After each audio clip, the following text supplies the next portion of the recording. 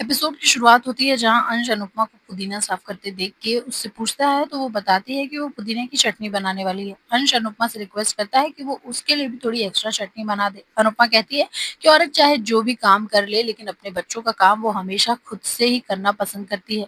अंश अनुपमा को जयू के नए स्कूल के बारे में बताता है। तभी दूसरी तरफ से दिग्विजय और बंकू आ जाते हैं। वो भी उन्हें स्कूल देखने के लिए कहता है तो दिग्विजय बोलता है कि वो बाद में देख लेगा। अंश दिग्विजय को अहमदाबाद कैसा लगा ये पूछता है तो दिग्विजय बताता है कि अभी तक तो गली मोहल्ले वाले अच्छे ही हैं पर उसे आगे वो गया ही नहीं है। इसी बात पर अंश उसे अहमदाबाद घुमाने के लिए कहता है और अनुपमा भी साथ जाने के लिए कहती है। अंश और दिग्विजय घूमने जाते हैं लेकिन बंकू अनुपमा की हेल्प करने के लिए वहीं रुक जाता है। अंश दिग्विजय को स्कूटी चलाने के लिए कहता है तो दिग्विजय रेडी भी हो जाता है लेकिन जैसे ही वो लोग जा रहे होते हैं तो एक बाइक वाला गलत तरीके से गाड़ी चला के आगे निकलता है। अंश उसे चिल्लाता है तो वो वापस आके उससे बदतमीजी करता है। दिग्विजय अंश को मना कर देता है कि जितना रिएक्ट करोगे उतना इन्हें मजा आएगा। बंकू अनुपमा से पूछता है कि क्या वो ठीक है। वो पुरानी बात को सोचकर इमोशनल हो जाती है। इधर प्रेरणा प्रेम को समझाती है कि इतना नहीं सोचना चाहिए। जब श्रुति ने सामने से ऑफर दिया है तो उन्हें एक्सेप्ट कर लेना चाहिए। आखिर कब तक वो आगे नहीं बढ़ेंगे। वो राही को भी प्रेम को समझाने के लिए कहती है। राही के बोलने पर प्रेम साफ मना कर देता है। उसे कोई कैफे या रेस्टोरेंट नहीं खोलना है।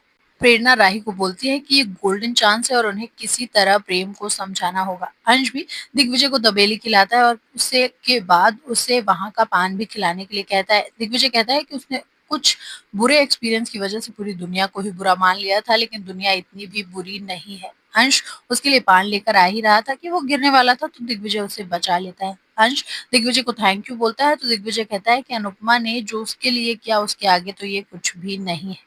इधर वसुंधरा श्रुति को कैफे के लिए अच्छा मुहूर्त निकलवाने के लिए कहती है तो श्रुति कहती है कि जैसा उसे ठीक लगे वो कर सकती है। श्रुति को बस प्रेम की हाँ का इंतजार है। वसुंधरा बताती है कि प्रेम के सपनों को तोड़कर अनुपमा आगे बढ़ गई लेकिन प्रेम आज भी उसी सदमे में है। श्रुति भी कहती है कि अनुपमा का सब कुछ छोड़ के आगे बढ़ना उसकी पुरानी आदत है और दोनों होप करती है कि बस प्रेम हाँ बोल दे। उधर से प्रेरणा आती है। जब उसकी चाबी श्रुति की चाय में गिर जाती है तभी राही प्रेरणा का इंट्रोडक्शन श्रुति से करवाती है। वो श्रुति से रेस्टोरेंट की अपॉर्चुनिटी के लिए थैंक यू बोलती है और कहती है कि इस बार वो जी जान लगा के काम करेंगे।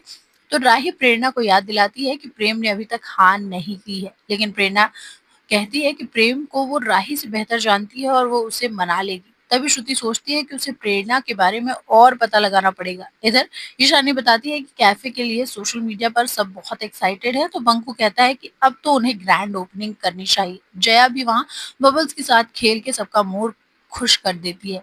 अनुपमा बंकू से कहता है कि उसे लगता है कि दिग्विजय पर भी अहमदाबाद की हवा का असर हो गया है।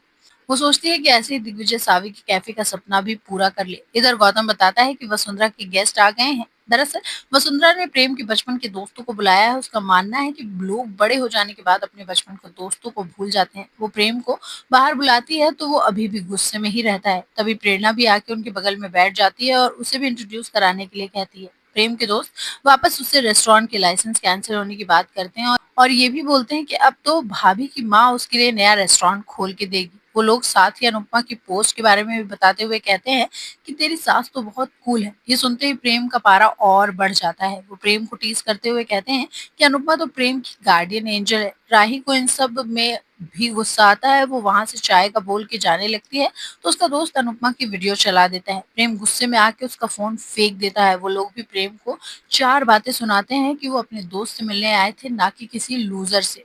श्रुति भी राही को अनुपमा के खिलाफ भड़काने की कोशिश करती है। इधर कैफे में सब मस्ती कर रहे होते हैं तो मोहल्ले की औरतें उन्हें देख रही होती है। तभी वहां बा भी आ जाती हैं। वो लोग कहती हैं कि हम अपनी जवान बेटियों के लिए लड़का ढूंढ रहे हैं तो हमें नहीं मिल रहा लेकिन अनुपमा को तो इस उम्र में भी कोई ना कोई मिल ही जाता है। पहले वनराज फिर अनुज फिर राघव और अब ये नया आदमी। इतनी मॉडर्न तो अमेरिका की औरतें भी नहीं है। और ये सब सुनकर बा वहां से चली जाती हैं।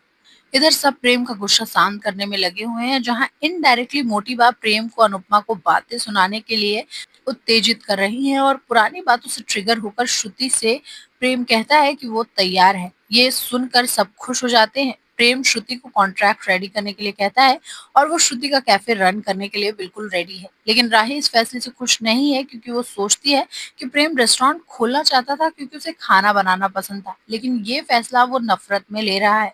श्रुति भी सबको बताती है कि उसने कैफ़े के लिए बहुत ख़ास लोकेशन सेलेक्ट की है और इस पल का वो न जाने कब से इंतज़ार कर रही थी। इधर कैफ़े में इतनी मस्ती हो रही थी कि सबका हँसते-हँसते मुँह दुख रहा है। श्रुति भी खुश है कि प्रेम ने हाँ कर दी है और अब वो ये फैसला सबकी लाइफ़ को बदलने के लिए यूज़ करेगी। वसुंधरा भी श्रुति को मिठाई खिलाती है कि उसने प्रेम के लिए इतना अच्छा सोचा। श्रुति कहती है कि एक माँ जो भी करती है, वो अपने बच्चों के लिए ही करती है। वो दोनों समझ जाती हैं कि वो दोनों राही और प्रेम से बहुत प्यार करती हैं। तो क्या प्रेम अब अनुपमा को देने वाला है कांटे की टक्कर?